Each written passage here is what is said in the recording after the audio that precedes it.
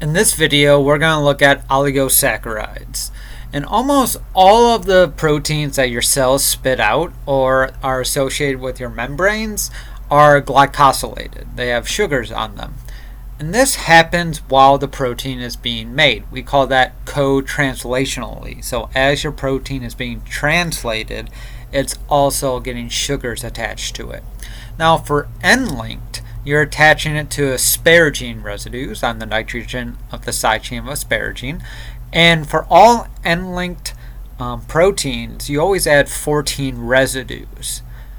Some of these sugars are removed in the lumen and the ER, and you can attach different ones via glycosyltransferases in the Golgi. So you actually get a big diversity of N-like glycoproteins. You have a lot of different sugars on there, but they always start with the same 14. Then you remove some and add some in the different regions of the cell.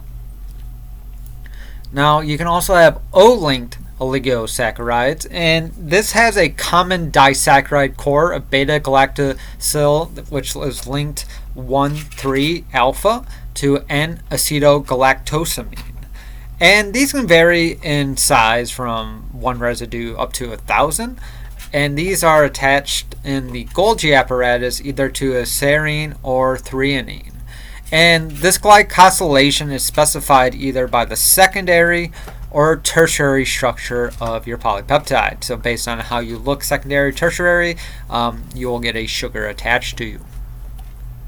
Now these oligosaccharides on your proteins make your proteins very mobile.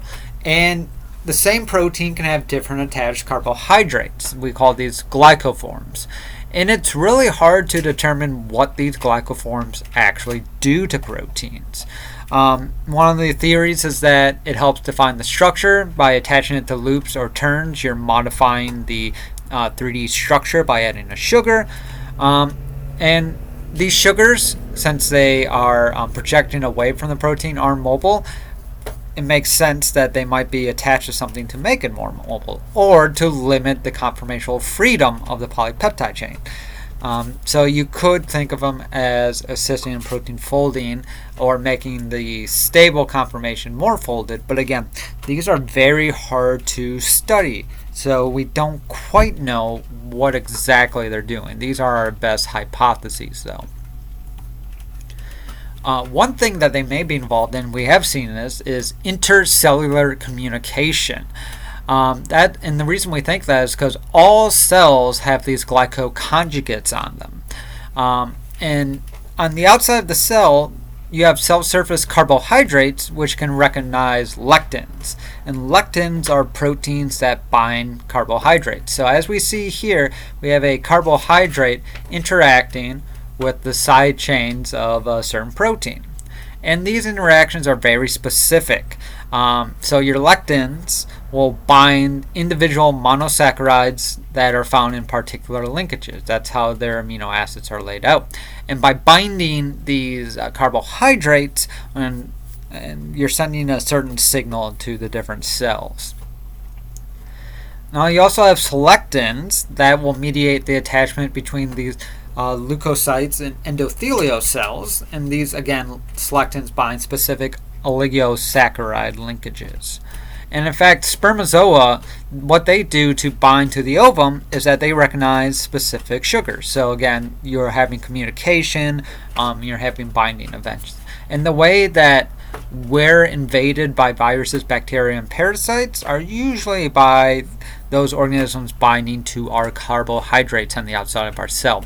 So you can see that these carbohydrates are playing a big role in cellular communication. And in fact, our blood types are dictated by what sugars we have. So we have H, A, and B. H is our O-type blood, and so what type of sugar your linkages you're showing on the outside of your red blood cells is your blood type, and so that's how your body determines if you have foreign blood in you. Your sugars will be antigens for your antibodies, and if you have foreign antigens, so if you're B type and you see A or O, then your body will attack that and you will get blood clots, and that's all due to carbohydrates. That's it for this video. I will see you in the next one.